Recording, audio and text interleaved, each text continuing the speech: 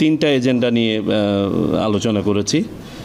আমাদের প্রথম এজেন্ডাটা ছিল বিভিন্ন কমিটি ফরমেশন। আমাদের 4 জন নির্বাচন কমিশনারের নেতৃত্বে 4টি কমিশন আজকে ফর্ম করা হয়েছে। আমরা দেখতে পাচ্ছি 27 থেকে 28 লক্ষ ভোটার, আমাদের ধারণা এটা কম বেশি হতে পারে, যারা নিবন্ধিত হন নাই কিন্তু এলিজিবল। এই বাস্তবতায় আমরা সিদ্ধান্ত নিয়েছি যে আমাদের এই বছরের হালনাগাদ যে প্রক্রিয়া, সেই প্রক্রিয়াটা সম্পন্ন হয়ে যাবে। আপনারা জানেন যে 1 জানুয়ারিতে যে ডাটাটা হয়, সেই ডাটাটা 2 জানুয়ারি থেকে শুরু করে 2 মার্চ পর্যন্ত আমরা বিভিন্ন শুনানি ইত্যাদি সম্পন্ন করে 2 মার্চে খসড়া প্রণয়ন করি। সো আমাদের 2025 সালে 2 মার্চে খসড়া প্রণীত হয়ে যাবে। 2 মার্চে চূড়ান্ত আকারে 2 মার্চে আপনার তালিকা প্রকাশ হয়ে যাবে। কিন্তু যারা বাদ পড়ল, আমরা চাই যে তারা আমাদের ভোটার তালিকায় সন্নিবেশিত হোক।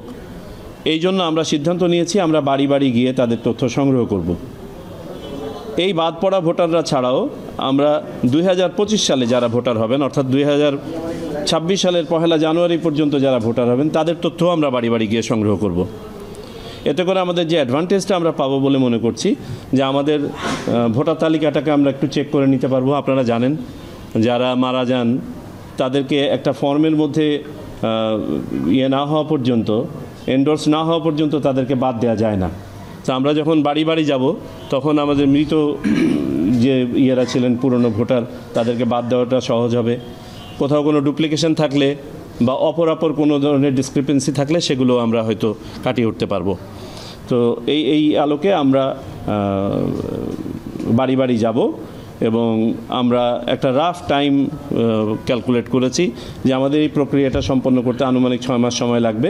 তবে এই 6 মাস সময়ের সাথে আমাদের ভোটার তালিকা হালনাগাদের কোনো সম্পর্ক নাই। আপনাদেরকে যেমনটা বললাম যে 2025 সালের 2 মার্চ এই পর্যন্ত হালনাগাদ তালিকা আমাদের প্রকাশ হয়ে যাবে। আর এটা হচ্ছে আমাদের একটা চলমান প্রক্রিয়া। তৃতীয় যে এজেন্ডা আমাদের ছিল সংসদীয় আসন সীমানা নিয়ে কিছু অভিযোগ ছিল, সেই অভিযোগগুলি নিয়ে আলোচনা। তো এটা নিয়ে আমরা আজকে আলোচনা করি নাই। আমরা এই অভিযোগগুলো আমরা যে উপকমিটি আজকে বা কমিটি যেটা ফর্ম করা হয়েছে, সেই কমিটিতে প্রেরণ করা হয়েছে। পরবর্তীতে আমরা এটা নিয়ে আলোচনা করব। সংক্ষিপ্ত আকারে এই ছিল আমাদের আজকের আলোচনা। আপনাদের যদি কোনো কিছু জিজ্ঞাসিত থাকে আমি বললাম যে 6 মাস এটা হতে, এইটা আমাদের এখন সেক্রেটারিয়েট থেকে তারা ওয়ার্কআউট করবে। যে আপনারা জানেন যে আমাদের হাতে এই যে 17 লক্ষর যে ডাটা আছে, এই ডাটাটাকেও আমাদেরকে প্রসেস করে শেষ করতে হবে। জাতীয় পরিচয়পত্র, ভোটার তালিকা, নির্বাচন ব্যবস্থাপনা ও তথ্য প্রযুক্তি প্রয়োগ কমিটি, এটার সাথে সম্পৃক্ত থাকবো আমি এটার কমিটি প্রধান।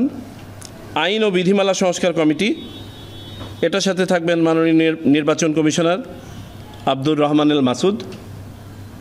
সীমানা পুনর্নির্ধারণ, জাতীয় স্থানীয় সরকার প্রতিষ্ঠানের নির্বাচন প্রস্তুতি, ভোট কেন্দ্র স্থাপন, ভোট গ্রহণকারী কর্মকর্তাদের প্যানেল প্রস্তুত ও তদারকি কমিটি, এটার সাথে থাকবেন মাননীয় নির্বাচন কমিশনার আনোয়ারুল ইসলাম সরকার। এবং নিয়োগ, পদোন্নতি, প্রশাসনিক সংস্কার ও পুনর্বিন্যাস এবং দক্ষতা উন্নয়ন সংক্রান্ত কমিটির প্রধান থাকবেন মাননীয় নির্বাচন কমিশনার তাহমিদা আহমেদ।